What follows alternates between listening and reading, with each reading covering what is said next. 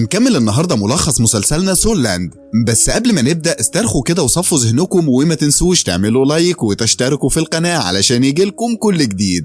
بنبدأ ملخصنا على تانج سان وهو داخل قاعة مارشال سول هول علشان يقيم روحه القتالية، وبيكون معاه 2 معلمين منهم المدرب اللي راح قريته واختاره من وسط الطلاب، وكان معاه معلم كبير اسمه شونو. معلمين احنا يهمنا ده تانج سان يا اسطى. واخدوا تانج سان معاهم وراحوا لقاعة مارشال للروح القتالية، وقال المعلم شونو وقتها ان كل مدينة لازم يكون فيها قاعة مارشال للروح، وبتكون داخل المعبد لكن ما حدش بيدخلها غير اسياد الروح. ولما بتبدأ طقوس تقييم روح تانج سان بينبهر المعلم شونو ان تانج سان معاه خواتم الروح القتالية. ما انا قلت لك يا صاحبي ما يهمناش احنا دايسين. فبيعمل له اختبار تاني علشان يعرف المستوى اللي وصل له، وبيلاقيه وصل للمستوى 13، ودي حاجة غريبة جدا لانه لسه طفل وازاي بيمتلك كل القوة دي. بيعرف ان تانج سان قدر يهزم اقوى وحش في الغابة واللي اسمه تعبان دي ترون، ففرح بيه جدا وبقوته وعرض عليه انه يبقى طالب في مدرسته، لكن تانج سان رفض لانه بيحضر بالفعل في مدرسة مدينة اودين.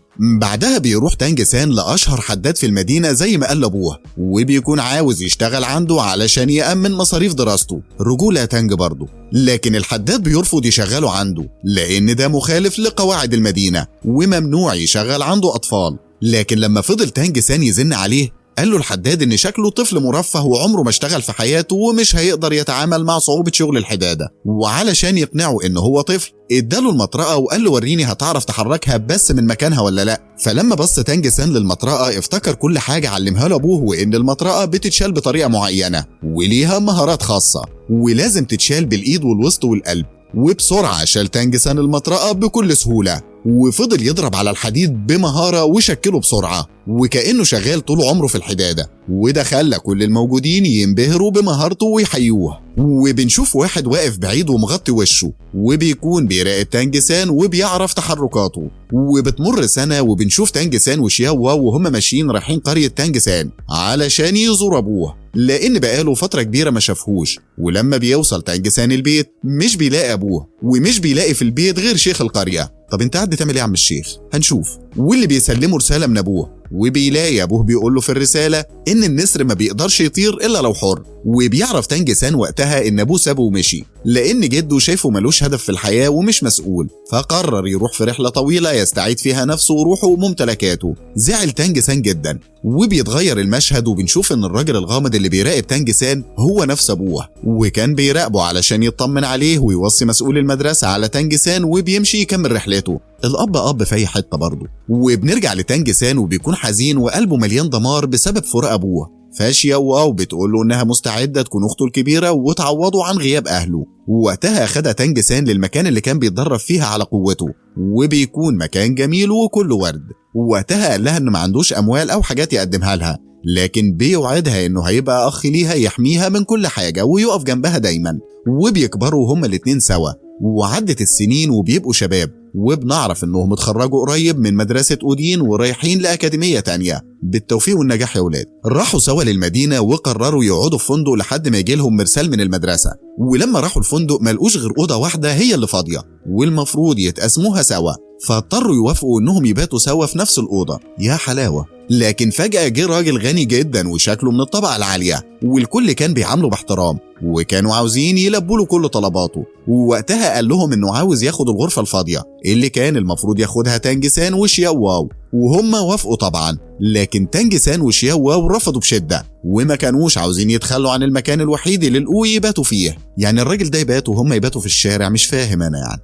فهددهم الراجل انه هيتقاتل معاهم لو ما سلمهوش الغرفة، فقرروا يتقاتلوا معاه. واتطوع تانج سان انه يحاربه لانه وعد شياو واو انه يحميها دايما. وبدأت المعركة وكل واحد كان بيتقاتل بكل قوته، وبعد شوية ضرب حلوين كده كان خلاص تانج سان هيهزمه. لكن فجأة طلع الولد قوته الخاصة وكانت وحش ضخمة على شكل نمر، فاضطر يطلع تانج سان الوحش اللي جواه. ايوه كده يا تانج ورينا بقى صاحبي. واللي كان تعبان ضخم، وفضلوا يتقاتلوا بكل قوة. لكن للأسف الشاب قدر يهزم تانج سان لأن عنده خاتم روح تالت، وبعدها بيديهم الشاب الغرفة رغم أنه انتصر، لكنه ما كانش عاوز يأذيهم ولا حاجة. هو بس كان بيستعرض قوته ومهارته، وبنعرف انه هيدرس في نفس الأكاديمية معاهم. بيطلعوا تانج سان وشياو واو الأوضة، لكن تانج سان بيكون حزين جدا انه اتهزم. وتاني يوم بيروح تانج سان وشياو واو للمكتبة علشان تانج سان كان عاوز يشتري أي حاجة تكون مفيدة ليه ولقوته، وفضل يدور في المكتبة لحد ما لقى كريستال كان محتاجه من زمان.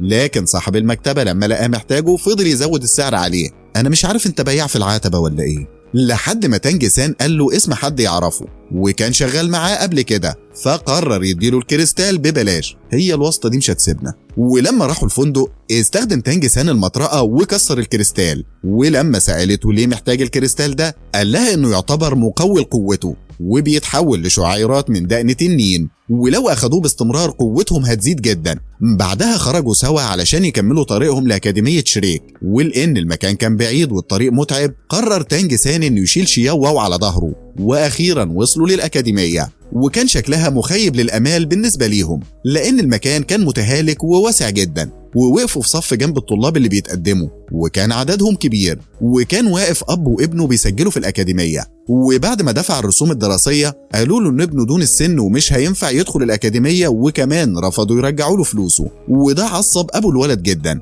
لأنه مش عاوز يمشي من غير فلوسه. فاتصل الموظف بواحد اسمه موباي، ولما جه بنكتشف انه الشاب اللي اتقاتل مع تانج سان في الفندق. وقتها بيقول موباي للراجل وابنه انه هيرجع لهم الفلوس بس لو هزموه، وبسبب قوته خاف الراجل وابنه ومشيوا من غير فلوسهم. بعدها جه الموظف وقال لهم انهم بيقبلوا بس اللي عندهم طاقات عالية جدا ومستوى طاقتهم مرتفع وواصلين للمستوى ال21 كحد ادنى، وبيرفض معظم اللي واقفين لحد ما بيوصل لبنت وبيتفاجئ ان مستوى طاقتها عالي جدا وبيقبلها، وبيقبل كمان تانج سان وشياو واو لان قدراتهم عالية وواصلين لمستوى عالي. وبيقول لموباي ياخدهم للمدرس التاني علشان يجتازوا الاختبار التاني. ولما دخلوا قال لهم موباي انهم مش لازم يجتازوا الاختبار ده وهياخدهم على طول للتسجيل. هي الواسطة في كل حتة. لكن تانج سان اعترض لانه ما بيحبش الواسطة، فقال له موباي انهم مش واسطة ولا حاجة وانه عارف قدراتهم، علشان كده هيعديهم من الاختبار ويدخلهم على الاختبار الرابع على طول وانهم يستحقوا. لكن الطلاب التانيين اعترضوا، وده خلى موباي يقول لهم انهم هيعدوا بس لو وصلوا للمستوى ال25 زي تانج سان وشياو واو ويقدروا يدخلوا على الاختبار الرابع على طول. لكن الاطفال ما صدقوش انهم في المستوى ال25، فعرض عليهم تانج سان قوته ولقوه في المستوى ال25 وكمان شياو واو، وده ابهر الاطفال جدا. راحت بنت تانية جت وعرضت قوتها واتفاجئ الكل ان هي كمان في المستوى ال25 ومعاها بنت كمان في نفس المستوى، وده خلاهم يتنقلوا مع تانج سان وشياو واو للاختبارات الرابعة على طول من غير ما يقفوا في الطابور. واخدهم موباي لمدرس تاني اسمه تشاو وهو المسؤول عن الاختبارات الرابعة، وبيكون شخص ضخم جدا وعنده وشم مخيف على جسمه، وبيقرب منهم وبيقول لهم ان هيديهم مهلة ساعة يتعرفوا على بعض وبيكونوا بينهم رابطة قوية علشان يقدروا يتعاونوا ويهزموه، وبعدها هيتقاتل معاهم كلهم في نفس الوقت، واللي هيقدر يصمد ويصد هجماته القوية هيتقبل. استغربوا ليه كلهم هيتقاتلوا في نفس الوقت، فافتكروه بيبالغ في قوته. ووقتها بيجي موباي وبيقول لهم ان السيد تشاو هو سيد روح قوي جدا جدا ومحدش بيقدر يهزمه لانه في المستوى ال76، وانه كمان موباي هيقف معاهم يساعدهم يمكن يقدروا يصدوا هجماته لانه اقوى واحد بعد عميد الاكاديمية ومستحيل يتهزم، هم يدوب يصدوا هجماته. ده شكله هيشخلعهم، وده خوفهم كلهم حتى تانج سان لانه افتكر كلام مسؤول مدرسة اودين لما قال له ان اللي في المستوى ال76 اقوياء جدا جدا ويقدروا يهزموا جيش فيه 10,000 شخص لوحدهم ومستحيل يتهزموا. وبيقول لهم موباي ان فرصتهم الوحيدة انهم يقدروا يلاقوا استراتيجية تخليهم يعرفوا يصدوا او يتفادوا هجماته لانه قوي جدا واللي في مستواه كمان ما بيعرفوش يهزموه. ونقطة ضعفه الوحيدة هي سرعته لانه بيمتلك روح وحش قوية جدا وهي روح الدب الضخم، وإن نظرا للتفاوت الكبير بين قوته وقوتهم فنقطة ضعفه دي مش مفيدة ليهم. وقال لهم إن اسم السيد تشاو اللي معروف بيه هو أكالا، ولما قال الاسم اتصدمت بنت من اللي واقفين واتضح انها تعرف الاسم ده لان السيد اكالا بقاله فترة مختفي من ساعة ما هزم امبراطور الروح واعوانه في معركة عظيمة لانه خالف قواعد الروح، ومن وقتها وهو مختفي. واتصدمت لما عرفت انه جه واشتغل في اكاديمية شريك، وده خوفهم اكتر. نصحهم موباي انهم يتعرفوا على بعض بسرعة ويعملوا استراتيجية مناسبة يمكن يقدروا يتحملوا القتال مع السيد شاو لمدة ساعة عشان ينجحوا. دول حاجزين بلاي ستيشن ولا ايه؟ وبيعرف تانج سان وشياو واو نفسهم. بعدها بنعرف اسم البنتين التانيين وبيكون واحدة اسمها جوجو ومعاها روح القطة البدينة وحاصلة على المستوى 27، والتانية اسمها انتر وحاصلة على المستوى 26. جمع تانج سان المجموعة كلها وقعدوا يعملوا استراتيجية لصد هجمات السيد شاو، وبعد انتهاء المهلة راحوا المجموعة يهاجموا السيد شاو. بدأت جوجو القتال وأطلقت العنان لروحها وتعاونوا كلهم وقاموا بعدة ضربات تجاه السيد شاو، لكنها ما أثرتش فيه خالص، فضربوا كلهم في نفس الوقت وده خلاه يقع على الأرض واتهزم للمرة الأولى. حلو قوي، بداية فلة. وفي هجومهم التاني أطلق تانج سان قوته النبات الفضي وربط به السيد شاو، وجت جوجو وخربشته بمخالب القطة البدينة اللي بتمتلكها، فوقع واتهزم للمرة التانية. كده 3 فل الفل. لكن تانج سان كان حذر لأنه عارف إن السيد شاو لسه لحد دلوقتي ما استخدمش قوته الوحيدة اللي هي الدب الضخم، ولما خرج السيد شاو قوته ما قدروش يتحملوا،